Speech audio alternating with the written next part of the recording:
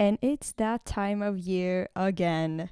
This is my seasonal book video, which, if you're new here, I make a video about all the books that I read each season. So these are all the books that I read in spring. And also, hello. How you doing? I hope you're doing great. This video will have a very small amount of books because I've read a really criminal amount of books this year. I'm really struggling. I don't think I'm gonna meet my Goodreads goal for the first time ever, and it's been really tough. It's been really tough. So this video is really quality over quantity because I read a really small amount of books, but most of the books that I read have been really good. So I would say there are none of these books are 3 stars to me. These are all 4 stars and over. So let's start the fucking video. And as per usual, we start from the worst book to the best book. So let's start from the book that I thought was the worst. And it's not actually a bad book, but you know what I mean. This is Cleopatra and Frankenstein. This is one of those books that it's good, but it just lost me at some point. I think this is an issue with books that have multiple perspectives from different characters. Naturally, one of the perspectives will be more appealing to the reader.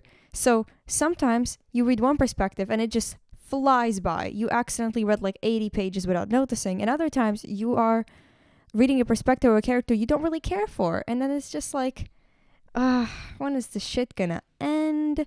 You can't skip pages in books. So you're still reading it, but it's also just I don't really care. I want to get back to the real plot, or if it's a side character, you're why are we even reading about you? And it's just because I thought it's gonna be extremely interesting. It's about these two characters, Cleo and Frank, hence Cleopatra and Frankenstein. You know what I mean?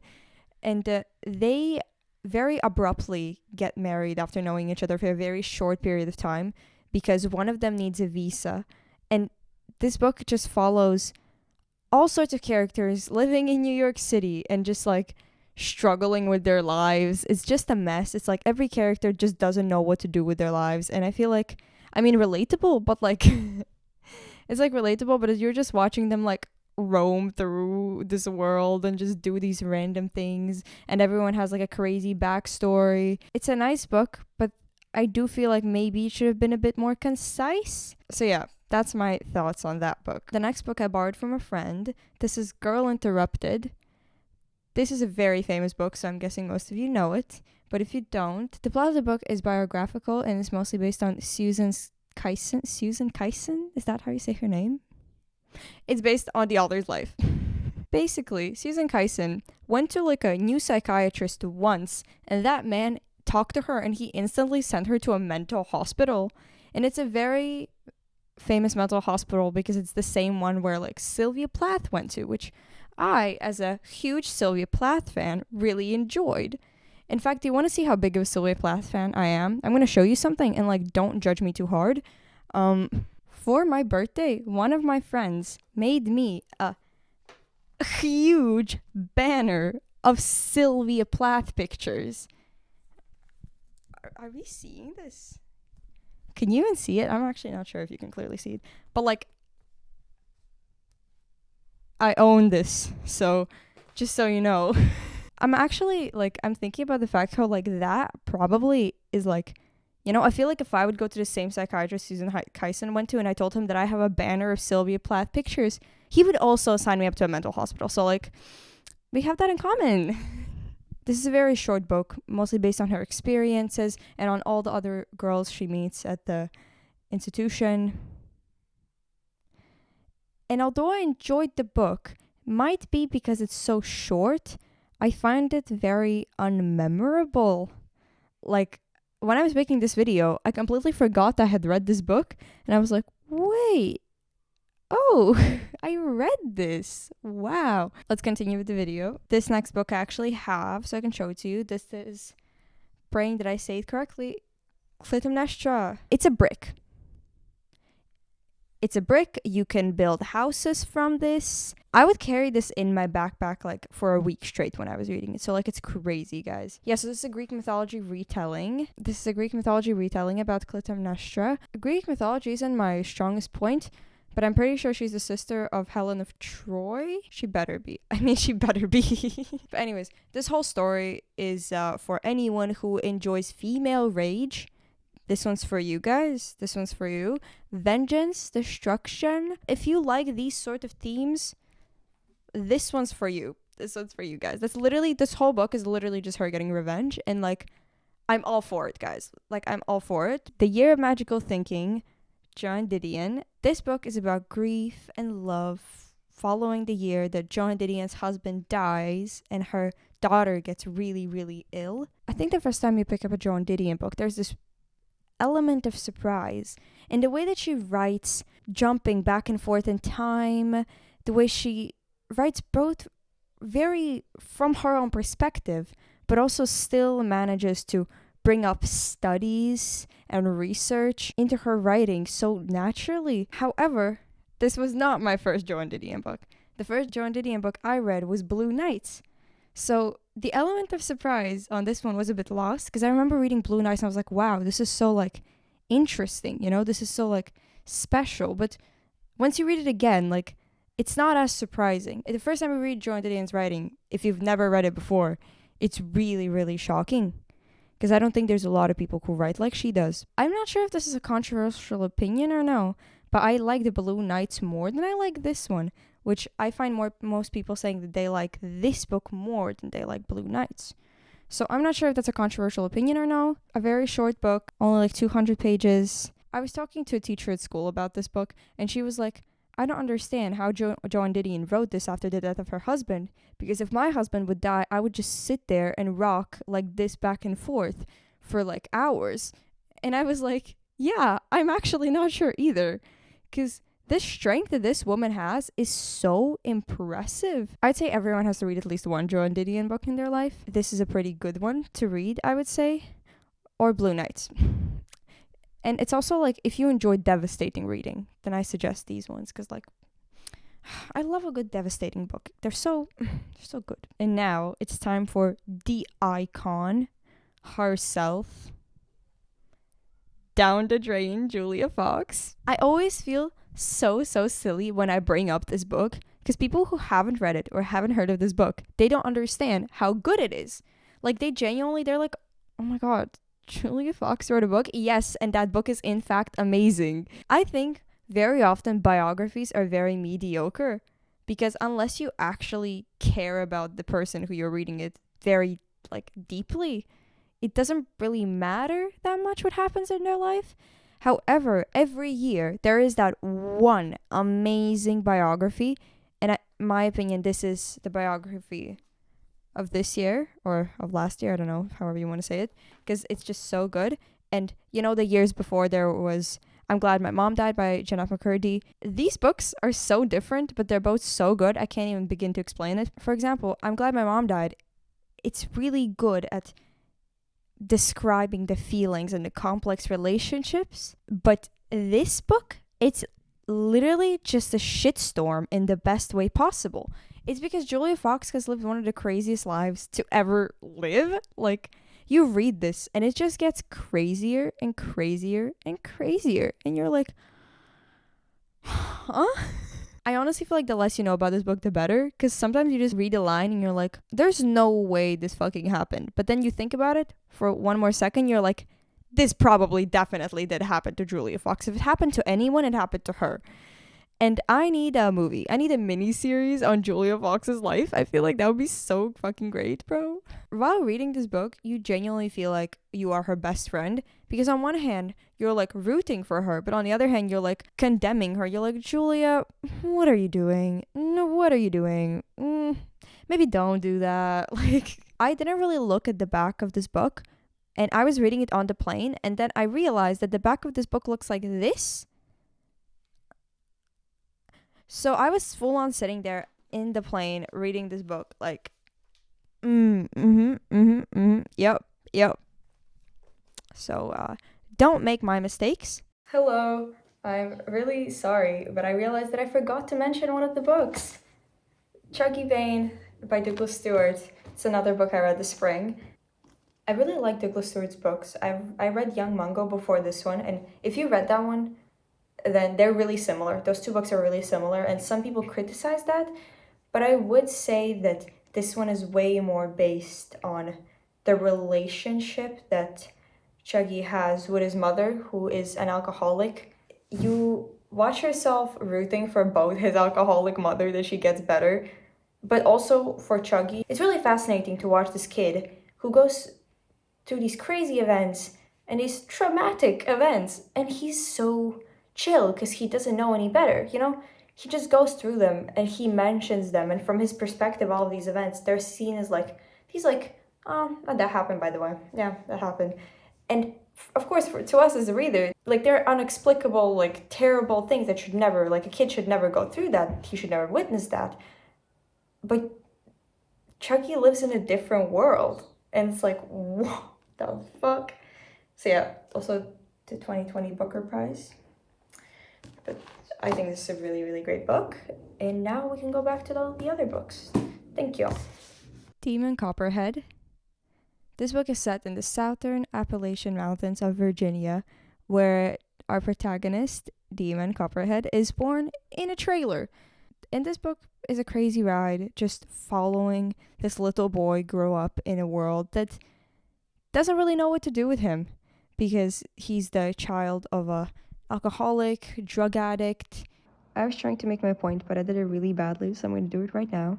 The book portrays how the rest of America looks down on the people who live in Appalachia, or people who we often call rednecks in America, and about the variety of stereotypes that they're subjected to, contrasting that with how kind-hearted and caring those people really are. And it's written with so much wit. It's a very funny book to read, and it's a very serious book to read, and it's my favorite combo put together. I love when very serious topics are given to the reader on like a silver platter of like sarcasm. It's so nice. I love that. It's perfect. There's a really wide range of different characters, and you just watch what role they play in Demon's life. And although this took me a while to get through, since it's a quite a long book, it's like 500 pages. It's more, I think, than that. But it was worth it. It was worth it, though. It's time for my king, my icon, James Baldwin. I love this man so much. So fucking much. This is Tell Me How Long the Train's Been Gone. I had never heard of this book until I found it in a bookstore in Paris, and I was like, I have to have this. I need this right now. Leo Proudhammer is a black man struggling to find his place in this world, also while trying to fulfill his dream of becoming an actor. It's always such a treat to encounter language as beautiful as Baldwin's. It's like you're reading it and you're just like drooling. You're like, this is the most beautiful, tastiest piece of like literary language I've ever seen in my entire life. Hello. And Leo Proudhammer as a character is so vibrant and so real, because he's full of rage. He's angry at society. He's angry that society sees him this way, because it's set in I'd say the beginning of the 20th century. You just watch him grow up in Harlem, the way he sees white people, the way white people see him. And it's just so intricate. And he's angry, but he's also ashamed. But he's like a normal human being growing up. So he also has dreams and desires. And obviously it takes place in New York, of course. My favorite type of book takes place in New York. You know what I just realized? Like, half of the books I'm talking about today take place in New York. I'm not sure what that says about me, but like, I have taste. My literal only issue with this book is that there's this part in the middle that I honestly just want to get rid of. There's this one part. It's just like these 50 pages, which I couldn't get through. You see, when I read, I fold pages in the parts that I like the most. And there's this part in the book which has not a single like folded page in it. And you know why is that? It's because that part is just not good. Like, I don't know how to explain it, but like, I lost interest in that part. And like, I feel like it should have been like a bit cut down. But then again, this book is perfect. But then again, there's that one part. Like, I can't actually tell you. Like, it's good, but it's not. Should I read you out like a passage? Listen to this, guys. Here they came, my God, the wretched, the beautiful, lost and lonely, trying to live, though that icy mark was on them, trying to speak, though they had learned no language, trying to love, although the flesh was vile, hoping to find all the cups they tasted, that taste which was joy, their joy, without which no life is worth living. I'm gonna put that shit down, guys. It's so good. Okay, we're entering the top 3 books that I read in spring. This next one is Blessings. I had never heard of this book before I saw it in a bookstore, and I'm so grateful I saw it. It was on one of those, shelves that's like, this bookstore recommends, and like, and it was there, so I was like, I'm just gonna pick it up. Why is no one talking about this book? Like, I've not heard anyone talk about this. This book is fire. This is a queer book. It takes place in Nigeria, where a young boy, praying that I say his name correctly, Abefuna, is caught in an intimate moment with another boy by his father, who then proceeds to banish him to a far away boarding school. This is just common sense, but I feel like the gayest place to ever be at is like a Christian boarding school. Like, nothing holy takes place in a Christian boarding school. You know what I mean? Like, nothing holy has ever taken place in a Christian boarding school. Like, we're just speaking facts here. And this book is divided into his perspective and his mother's perspective, who doesn't exactly understand why his father banished him. It's written very beautifully, and you just watch this mother love her child, but also not understand why she can't, like, see him, why he has to be away, and the father struggling with the shame of his child. And it's also politics. It's also about how society sees gay people and what it's like to live in a country that gives you basically no rights. Oh my god, is that relatable? Latvia. No, it's fine. We have maybe rights sometimes. We low-key, no, we do sometimes. Occasionally. On a good day. However, besides all the jokes, in Latvia, gay people actually have rights, and being gay is legal. However, in Nigeria, any act of homosexuality is considered illegal and can be punished up to 16 years of prison. It's a very beautiful story to follow. And another thing that is beautiful, this cover is beautiful. And you know what else is beautiful?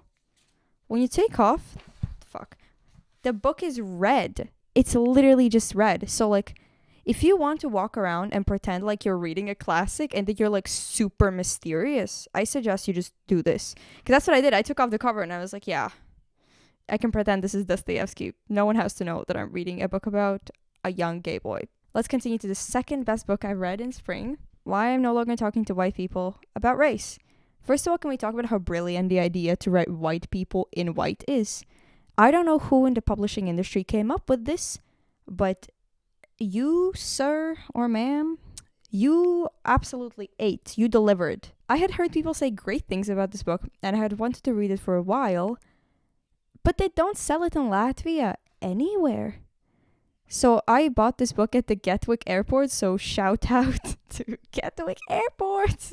Why I'm no longer talking to white people about race is a book on racism, mostly the UK, and the racist history of the UK. It also has these amazing chapters on how feminism and racism work alongside each other, and on color blindness, which I quoted this book in my school project in my last video. Rani Lodge is a journalist, and the writing in this book, it's so understandable, and I think the best part of this book is how accessible it is.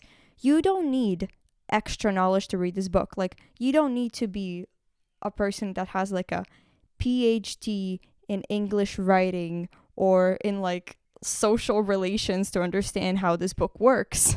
So like, it's incredible to understand. I think it's very good. It's very accessible. I think anyone can read this book, and that's the best part about it. And it's also impossible to put down because it's so good. It's so good. The chapters are amazing. The points are getting made. It's just, we have come to the last book. I'm so excited. You don't even understand, guys. This is In Memoriam by Alice Wynne. This is one of the best books I've ever read in my entire life. This is one of the best books I've ever read. I actually can't. In Memoriam takes us to the start of World War One, where two young queer boys are anticipating war at this posh British boarding school, and how the front line is really far from them, but they just hear about these deaths of the people who they know, and for them, war is like a game. It's like this, it's something they've read in books about, something they've been, playing as kids. Reality hits, and one of the boys actually has to go to the front line, and all of a sudden he's met by all of this fear, violence, dread of war, and it's just like the contrast is incredible.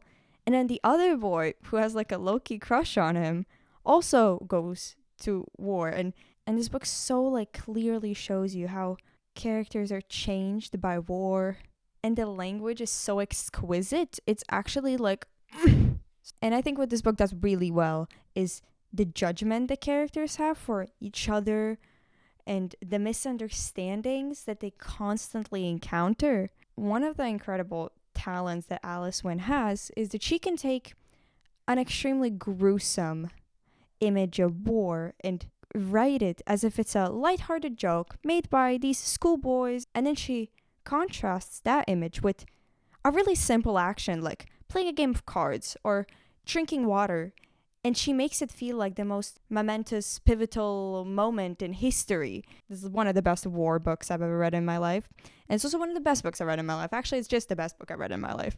Might have just decided that. It has a perfect balance of love and death and shame and rage and hatred and suffering and happiness and bliss. It's perfect. This book is actually so good. I wish I could reread this. There was a moment when I was reading this book, and I was sitting in school and I was reading it, and I read something and I close it, I put it on the table, I sit there for a moment like that, then I take it back, look at it again, and I put it back down, and I'm like, now I'm ready to continue reading this, and now I'm prepared. Thank you for being here today. These were all the books I read in spring, and I hope you like this video, and I hope you read some of these books because they were really good. And I hope to see you some other time. What am I even supposed to do with this? Like, what do you even do with that? Is this normal to have that? Bro, I don't know.